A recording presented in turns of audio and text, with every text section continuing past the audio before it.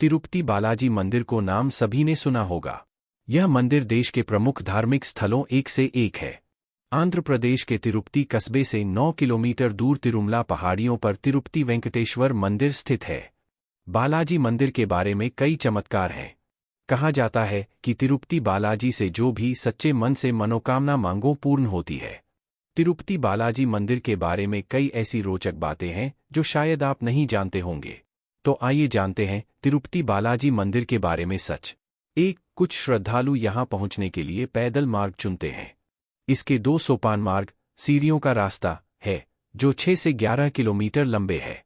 तिरुमला पहुंचकर श्रद्धालु 50 फीट ऊंचे श्री वेंकटेश्वर स्वामी महाद्वार पर पहुंचते हैं, जहां से आगे वह मुख्य मंदिर के खुले आंगन में प्रवेश करते हैं।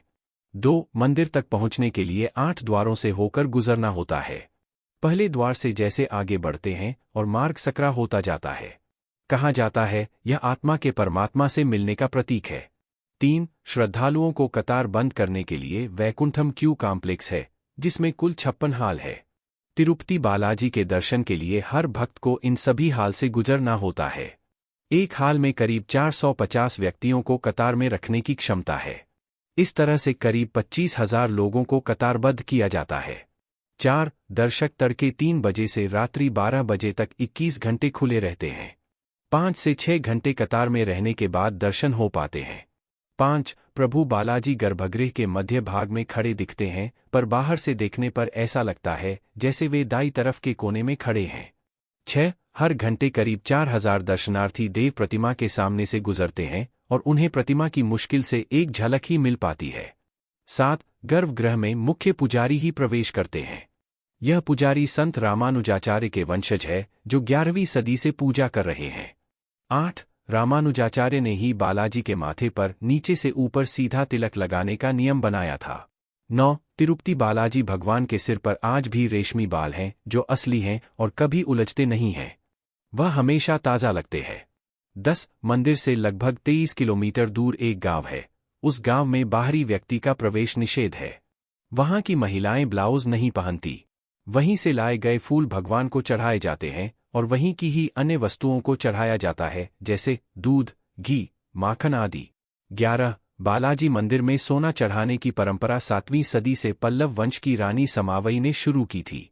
12. मौजूदा समय में बैंकों में जमा मंदिर का कैश रिजर्व पहली बार इस साल 12,000 करोड़ रुपए के आंकड़े को पार कर लिया है। सोने का रिजर्व भी 9,000 किलो से ऊपर निकल गया है। इसमें 550 किलोग्राम स्वर्ण आभूषण है। 13. इस मंदिर की धर्मशाला में 47,000 लोगों के ठहरने की व्यवस्था है। कमरे का एक दिन का किराया 50 रुपये है। 14. अगम शास्त्र के मुताबिक तिरुपति बालाजी के नेत्र हमेशा खुले रहते हैं। इनमें काफी तेज है, इसलिए पंचकपूर से आंखों को हमेशा ढककर रखा जाता है। सिर्फ हर गुरुवार को नेत्र दर्शन कराए जाते हैं।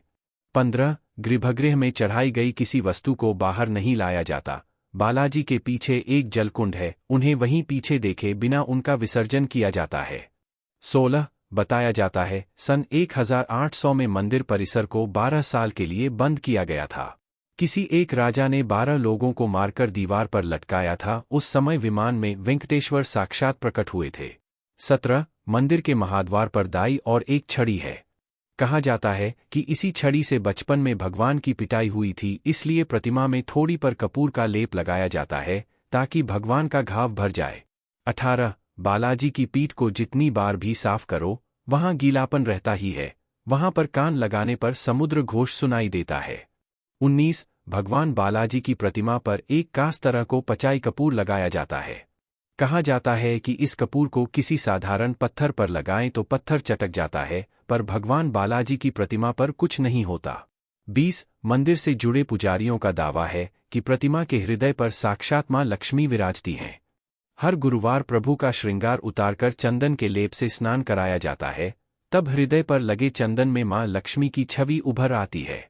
21. गर्भगृह में एक दिया है जो वर्षों से जल रहा है। कोई नहीं जानता यह दिया किसने जलाया था, पर कई सालों से वे जल रहा है। 22. विष्णु की यह एकमात्र प्रतिमा है जिसमें वे विशिष्ट मुद्रा में लक्ष्मी की तरह वर दे रहे हैं। उनमें लक्ष्मी समाहित है, इसलिए रोज के श्रृंगार में प्रतिमा के ऊपरी हिस्से में साड़ी और निचले हिस्से में धोती बनाई जाती।